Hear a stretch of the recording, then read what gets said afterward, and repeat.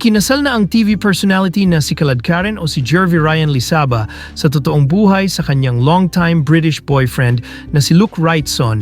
Naganap ang pag-iisang dibdib ng dalawa nitong Setyembre 8 sa Ravenhall County, United Kingdom. Kwento ni Kaladkaren sa kaniyang post, pinangarap nilang ikasal sa venue na ito sa North Yorkshire dahil kilala ito sa ganda ng tanawin. Pero saktong natabunan ng hamog ang paligid nila sa araw ng kasal. The Wrightsons, 8th of September 2024. Wedding in the clouds, Luke and I dreamed for a beautiful sunny day in this fantastic cliff-top wedding venue in England. It's supposed to have the best overlooking views in North Yorkshire. On our wedding day, ironically, the views were covered by a thick fog. It was almost zero visibility. What a 1 in a million chance, unlucky. Not at all. But marrying the love of my life surrounded by our dearest friends and families makes me feel the luckiest woman alive. And hey, who else can say they got married in the clouds? Mr. and Mrs. L. Wrightson, caption sa post ni Kaladkaren.